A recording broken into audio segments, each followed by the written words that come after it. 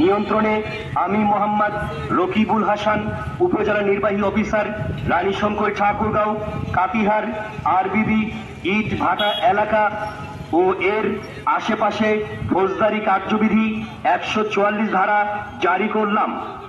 Channel 24 কে আমাদের এই রানীশঙ্কর কাতিহার বাজার সংলগ্ন যে আরবিবি যে ইট ভাটা ছিল, এখানে যে এই যে স্বর্ণ পাওয়া যাচ্ছে এরকম যে একটা হিড়িক উঠেছিল বা অনেকে পেয়েছে এরকম শোনা যাচ্ছিল, এটার পরিপ্রেক্ষিতে এখানে হাজার হাজার মানুষ মাটি খোঁড়ার জন্য দিনরাত 24 ঘন্টা এখানে আসতেছিল এবং এটা তারা দেশীয় বিভিন্ন প্রকার দা, বসলা এবং বলং টলং ছুরি টুরি নিয়ে আসছিল এবং এখানে একটা উত্তেজনাকর পরিবেশ সৃষ্টি হওয়ার একটা সম্ভাবনা রয়েছে। বিধায় আমাদের ইতোমধ্যে বিভিন্ন পত্রপত্রিকায় এটা প্রচার হয়েছে। প্রচার হওয়ার পর স্থানীয় প্রশাসন গতকাল 25 মে রাতে 144 ধারা জারি করার পরিপ্রেক্ষিতে তারা ভোর 4টার দিকে এখানে আমাদের উপজেলা নির্বাহী অফিসার এবং এসপি সার্কেল এসে এখানকে সব লোককে সরাই দেয় এবং আজকে আমরা যেটা দেখতে পাই এখানে শুধু পুলিশ টহল রয়েছে, মাইকিং করে জনসচেতনতা সৃষ্টি করেছে।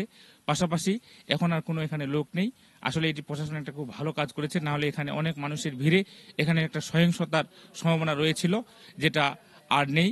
এই জায়গা থেকে এলাকার মানুষ সুন্দরভাবে বসবাস করতে পারবে এবং এরকম একটি ঘটনা থেকে মানুষ পরিত্রাণ পাবে বলে আমি মনে করি। এখানে গতকালকে দেখলাম হাজার হাজার লোক এখানে, কেউ কোদাল, কেউ বসলা, কেউ খুন্তা নিয়ে স্বর্ণ খোঁজে আর কি, খোঁজাখুঁজি করতেছে।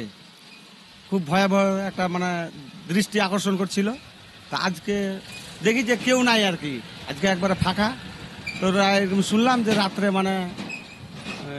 থানা নির্বাহী অফিসার কর্মকর্তা এখানে 144 ধারায় এরকম ঘোষণা করছে।